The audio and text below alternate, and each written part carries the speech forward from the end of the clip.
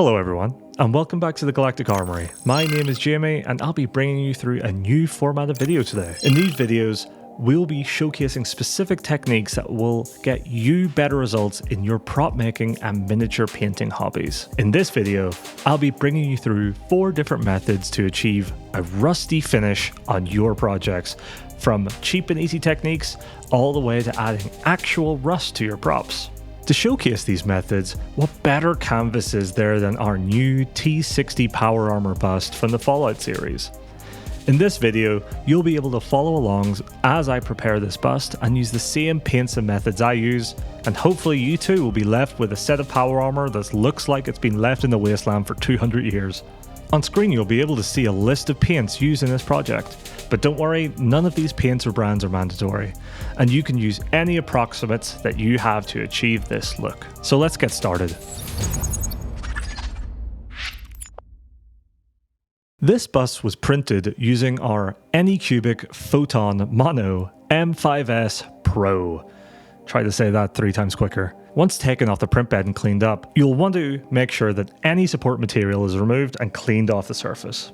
This may involve you using Bondo or some sort of filler to fix any gaps or any mistakes that came off in the cleaning process.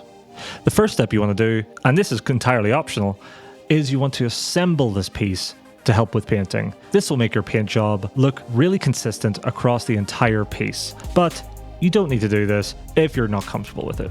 One thing that I will say is mandatory is to make sure that you are applying a primer across this piece. This will allow the paint that you use later to adhere better, which can be an issue with resin printed props. For our build, we are using a standard Rust-Oleum Primer Grey. Following that up, we'll be using a Citadel Lead Belcher Spray. This will provide that gunmetal metallic that the power armor is so famously seen as. Throughout this process, I'll be using a wet palette. This wet palette will allow my paints to stay wet, but also thin them down slightly. It's much better to thin your paints down and apply several thin coats than one thick coat. Classic advice by Duncan Rhodes. This will mean that you can't visibly see the brush strokes on the surface, and you'll get a much more consistent and even coat. You'll see that my first coats across many of these sections will look patchy and see-through, but by the second coat, it'll be much more consistent. Starting on the power armor, we're going to use some Dawnstone by Citadel. This will be used on the eyes and nowhere else really. Any sort of flat grey will work, or even a black. Moving on to Engine Black by Archive X, we will hit the front of the lamps, the fusion core at the back, and the rubber pipes along the side. You can also use this chance to hit the rubber pipes that are on the helmet as well.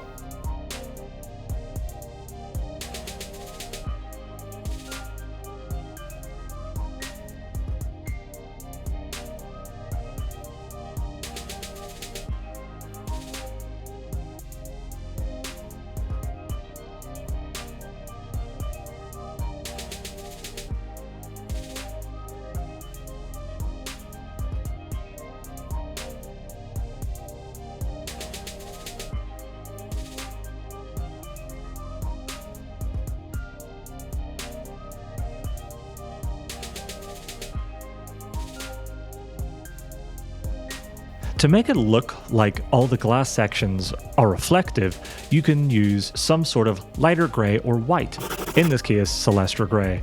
On the eyes, we'll be adding small strokes that this will make it look like it's a flat reflective surface. And on the round sections, such as the lamps on the head, you can add 2 little dots in the far left or right corner. This will make it look like it's reflective. Moving on to the back, we're going to start with the hatch handle. For this we'll be using a dark reefer grey, or any darker grey will work well.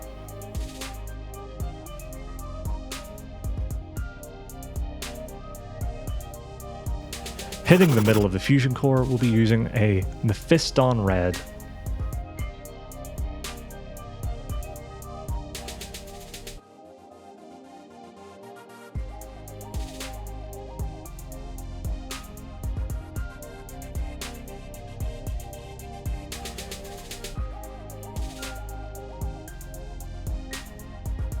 Finally, on the back of the power pack, we'll be hitting this power conduit in the middle with a lettering grey by Archive X. and the rear tanks with a dark grime, also by ArchiveX. We'll be moving on to the sides of the helmet now with these oxygen tubes. With that, I'll be doing a vintage brown base by ArchiveX.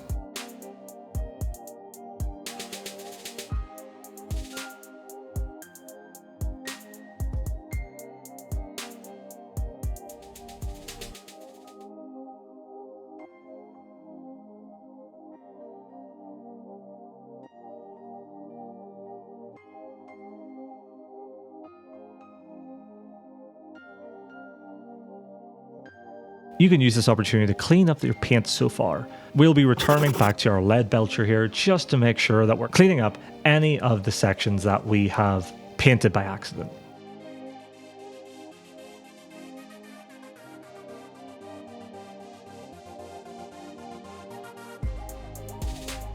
Once you've cleaned up, let's move on to the next section.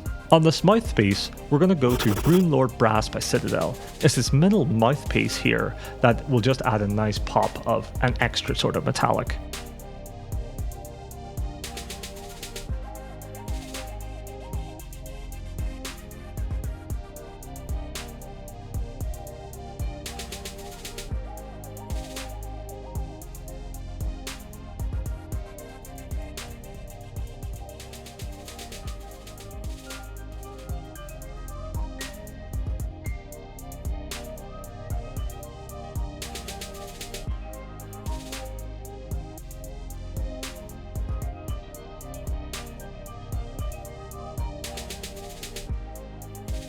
And to add another pop, we're going to add a gloss across the eye lenses and the lamps. The gloss we're using is Ard Coat by Citadel.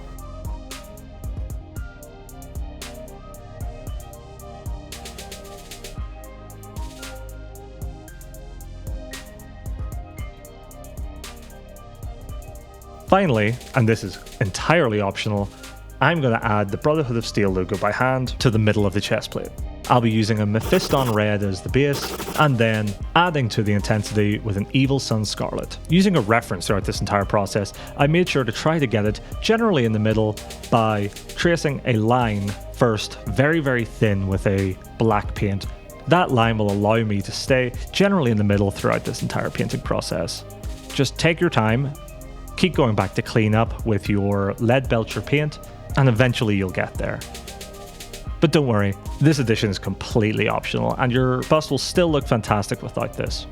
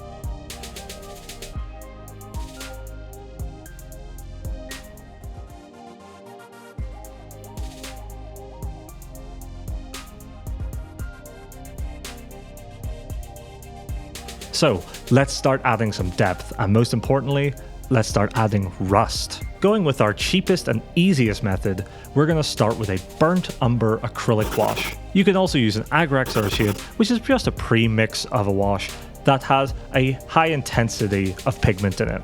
What we want to do is to make sure that we have about a 4:1 water to acrylic. We want to use a little bit of this wash and start putting them in our recesses. If you let that dry and then add layers over it, you can build up the intensity as you go. This is a really cheap and easy way to build up discoloration that looks kind of like rust. The more acrylic that you add, the more control you have. You can even make it look like there's streaks and proper discoloration to the metal.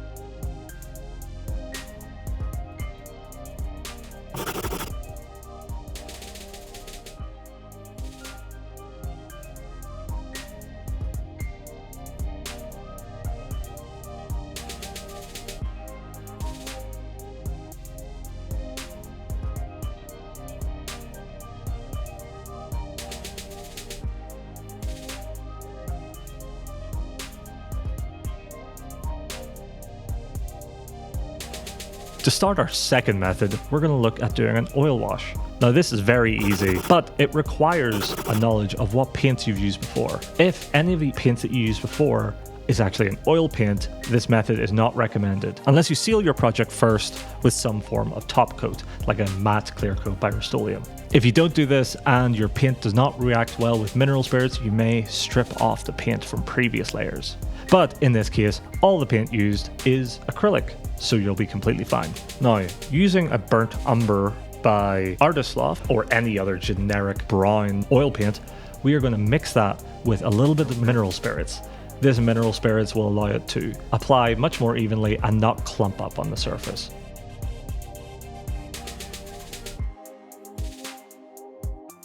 All you want to do at this point is wipe it off. This will discolor the surface. It'll basically stain the surface and build up in the recesses. I find that using a mineral spirits soaked cotton swab will allow you to clear off surfaces and actually push the paint into recesses, getting a nice build-up. This discoloration is a fantastic method of making armor look worn without looking rusty. So this is a very versatile method.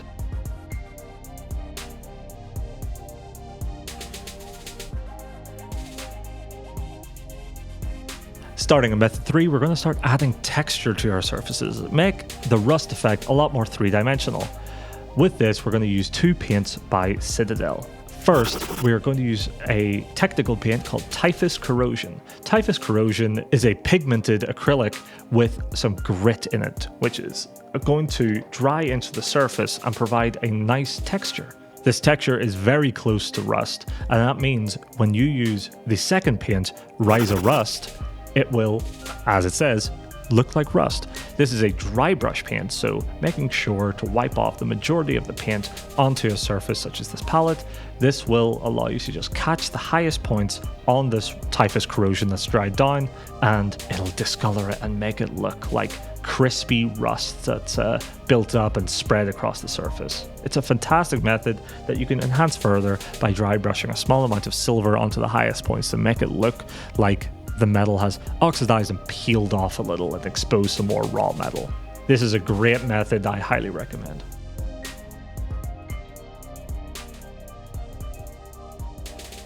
So here we have Rust Method 4. This is using weathering pigments, which is essentially just paint pigments that are powdered.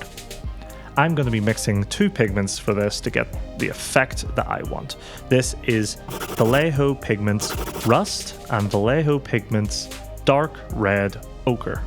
Mixing these with a small amount of water will hydrate the pigments so that when you tap them onto a surface, the pigments will be left dehydrated and will become dusty all over again. This will stain your surfaces and build up in those recesses in a really believable, natural, dusty way.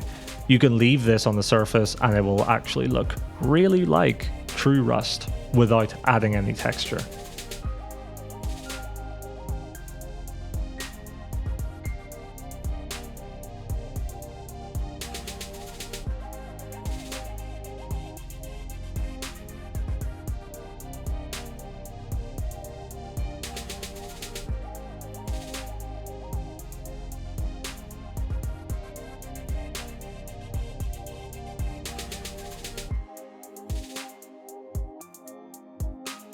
And finally, Rust 5, Real Rust.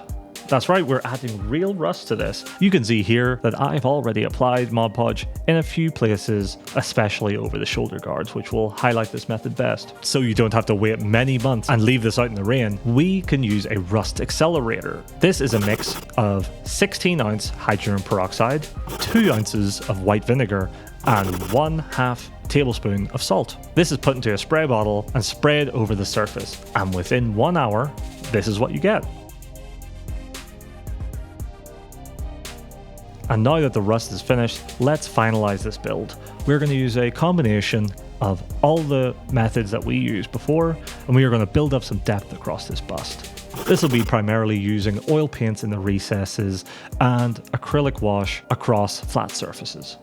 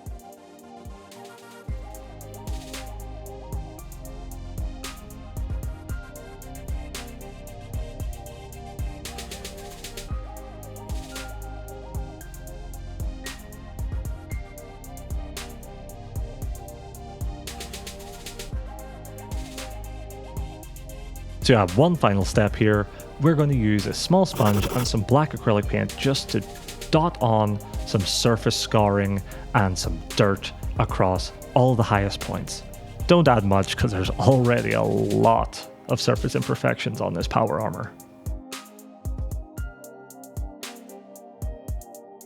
One bonus method to make this power armor look really degraded over time is adding actually a bright silver on some of the recesses. This will almost be a juxtaposition to all of the weathering that we've done across this. By adding some really bright spots, it'll make the dark spots look even darker.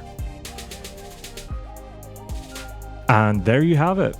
there is 5 methods of adding rust to any of your projects.